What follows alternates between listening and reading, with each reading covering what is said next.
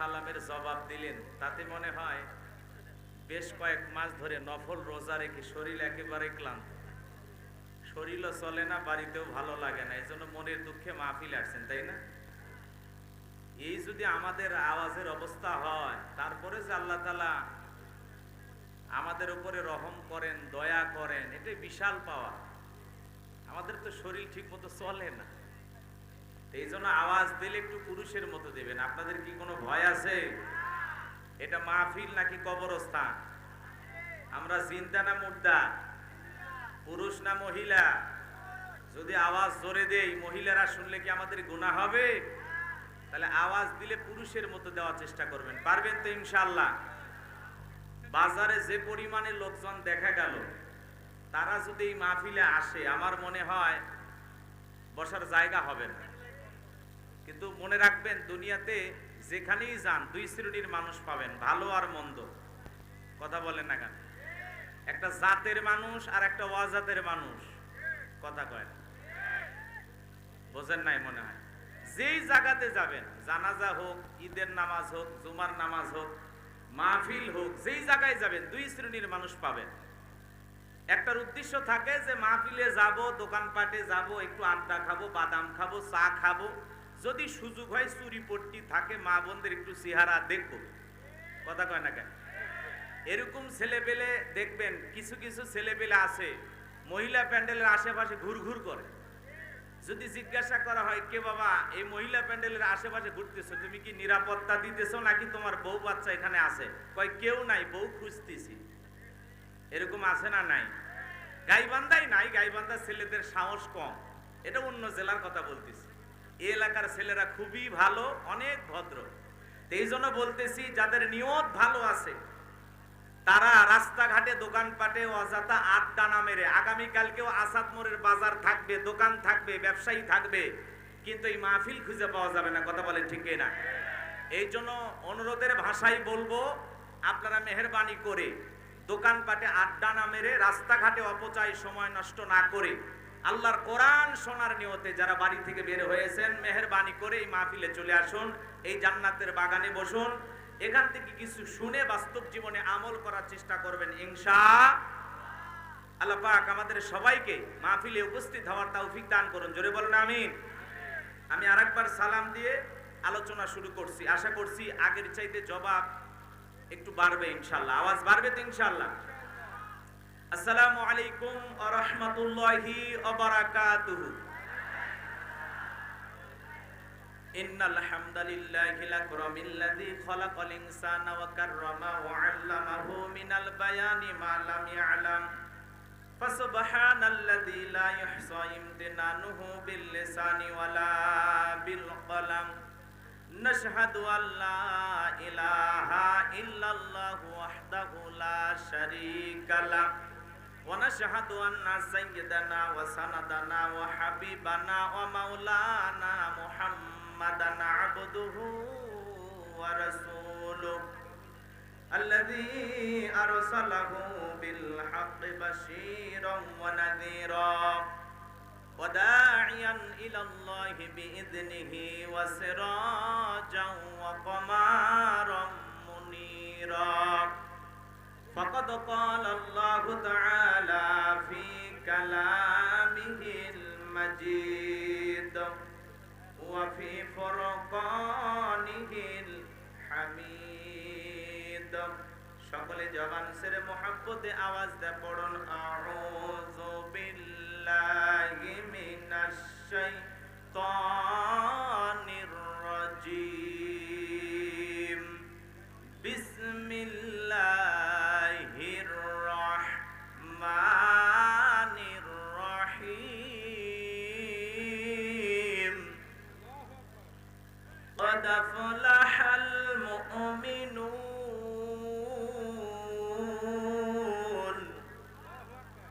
الذين هم في صلاتهم خاشعون صدقت يا رب العالمين وعن أبي هريرة رضي الله تعالى عنه قال قال رسول الله صلى الله عليه وسلم الدنيا سجن المؤمن وجنة الكافر رواه المسلم وقال تعالى في شان حبيبي إن الله وملائكته يصلون على النبي يا أيها الذين آمنوا صلوا عليه وسلموا تسليما সকলে দরুদ ইব্রাহিম পড়ুন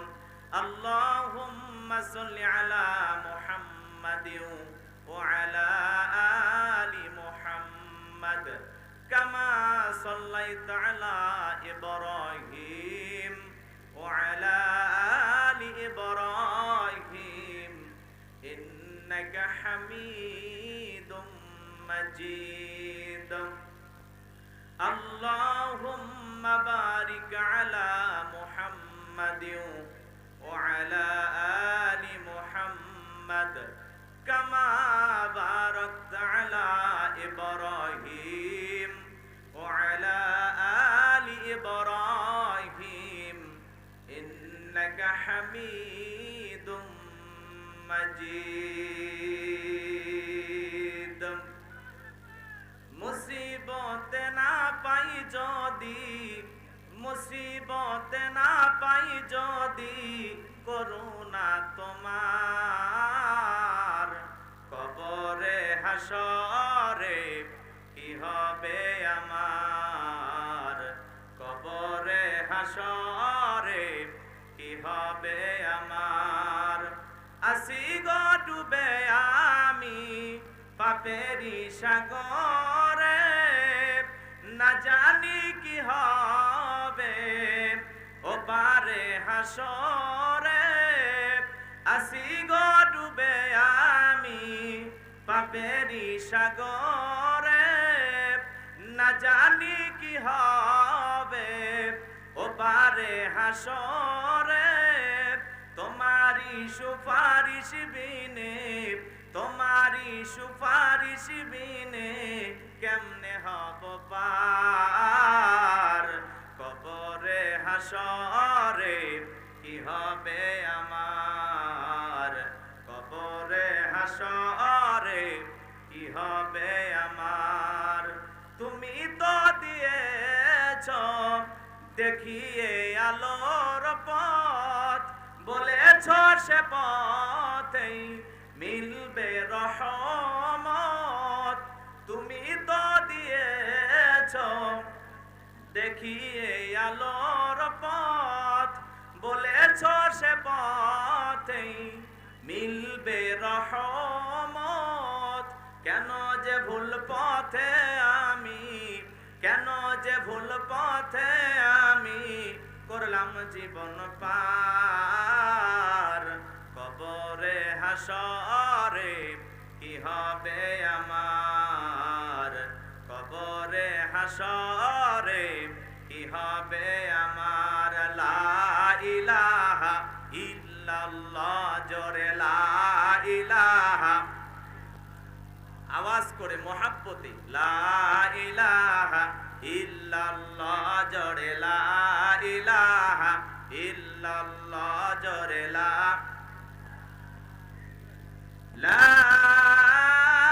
ইলাহা ইল্লাল্লাহু মুহাম্মাদুর রাসূলুল্লাহ জবান ছেড়ে এক বাক্যে পড়ছি সাল্লাল্লাহু আলাইহি ওয়াসাল্লাম বাংলাদেশের ঐতিহ্যবাহী গাইবান্ধা জেলার গোবিন্দগঞ্জ থানার অন্তর্গত আসাদমোর বাজার সংলগ্ন আমগ্রাম যুব সমাজ কর্তৃক আয়োজিত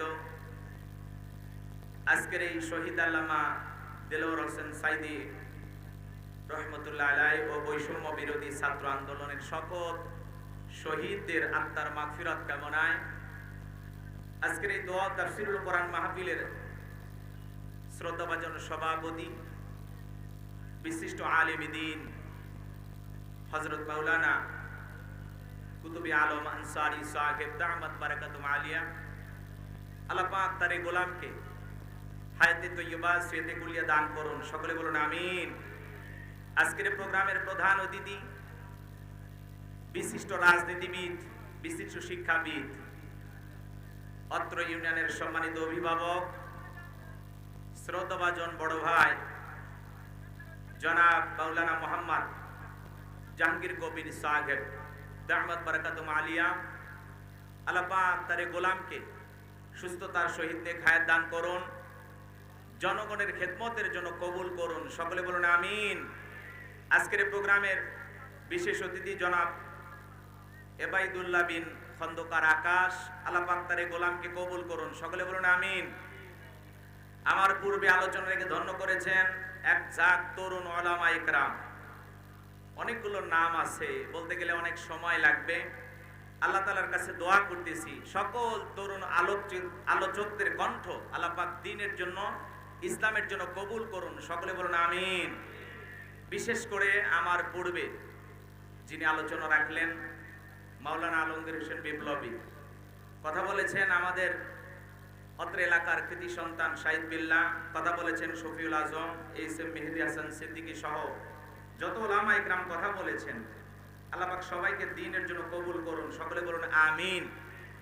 আজকের মাহফিলে আমার পরে যিনি প্রধান আকর্ষণ, লক্ষ লক্ষ জনতার সামনে যিনি বলিষ্ঠ কণ্ঠে দ্বীনের প্রচার প্রসার করেন, চমৎকার কথা বলেন, আমাদের অত্যন্ত মহাব্বতের একজন প্রিয় ভাই, বিশিষ্ট আলিমে দ্বীন, মুফাসসিরে কোরআন, একজন লেখক গবেষক হযরত মাওলানা আব্দুল হাই মোহাম্মদ সাইফুল্লাহ দামাত বারাকাতুম আলিয়া, তিনি আমাদের মাঝে উপস্থিত। বলেন আলহামদুলিল্লাহ। যথাসময় তিনি মাহফিলে চলে আসবেন। আমরা আল্লাহ তাআলার কাছে দোয়া করছি আল্লাহ পাক যেন প্রিয় ভাইয়ের কণ্ঠ দ্বারা দেশ ও জাতির কল্যাণে যে কথাগুলো প্রয়োজন সেই কথাগুলো বলার তৌফিক দান করেন, সকলে বলুন আমিন। আজকের মাহফিলের সবচাইতে গুরুত্বপূর্ণ ভূমিকা পালন করেছেন অত্র এলাকার তরুণ যুব সমাজ, বিশেষ করে আমার স্নেহের ভাগিনা, যে আমার কাছে সন্তান তুল্য, আমার অত্যন্ত কাছের মহাব্বতের, আপনাদের এই আমগ্রামের কৃতি সন্তান, সারা বাংলাদেশে কথা বলেন, ভারতেও কথা বলেন, হাফিজ মাওলানা শেখ আবু ইউসুফ, দিন রাত খেটে অক্লান্ত পরিশ্রম করে আজকের এই মাহফিল বাস্তবায়ন করেছেন। দিল থেকে দোয়া করছি আল্লাহ পাক যেন আমার প্রিয় শেখ আবু ইউসুফকে দ্বীনের জন্য কবুল করেন, সকলে বলুন আমিন। আর একটু জোরে বলেন আমিন। মঞ্চে উপস্থিত সম্মানিত উলামা ইকরাম, সামনে বসা পিতৃ সমতুল্য মুরব্বী বাবাজিরা, কলিজার টুকরা প্রাণপ্রিয় যুবক ভাইয়েরা, ছোট্ট ছোট্ট সোনা মানিকেরা, পর্দার আড়ালের সম্মানিত অবলা সরলা আবেদা সালেহা মা ও বোনেরা, প্রশাসনের সম্মানিত পুলিশের ভাইয়েরা, টিভির ভাইয়েরা, জাতির বিবেক প্রিয় সাংবাদিক বন্ধুগণ, বিভিন্ন রাজনৈতিক দলের সম্মানিত নেতা কর্মী ভাইয়েরা, সবাইকে নিয়ে আরেকটি বার সালাম দিচ্ছি। আশা করছি সকলেই সালামের জবাব জোরে সোরে দেবেন। আসসালামু আলাইকুম ওয়া রাহমাতুল্লাহি ওয়া বারাকাতুহু। আমরা শুকরিয়া আদায় করতেছি সেই মহান মনিবের দরবারে, আল্লাহ পাক সুবহানাহু ওয়া তাআলা অত্যন্ত দয়া করে, করুণা করে, মায়া করে, মহব্বত করে, ভালোবেসে, পছন্দ করে অত্র এলাকা থেকে গণে গণে গণান্বিত করে, যাচাই বাছাই করে, শুধুমাত্র কেবলমাত্র কুরআনুল কারীমের মহব্বতে আজকের মাহফিলে আসার বসার সুযোগ দান করেছেন। সে মহান রবের দরবারে সিজদা অবনত চিত্তে কালিমাতুশ শুকর আদায় করে পড়ছি আলহামদুলিল্লাহ। হয় নাই কৃপণতা অলসতা দূর করে মুসলমান হিসাবে সিংহের মতো বাঘের মতো গর্জন দিয়ে আল্লাহর দেয়া জবান দ্বারা দুইটা ঠোঁট নাড়াইয়া শরীরের সবটুকু শক্তি উজাড় করে চিৎকার মেরে বলুন আলহামদুলিল্লাহ।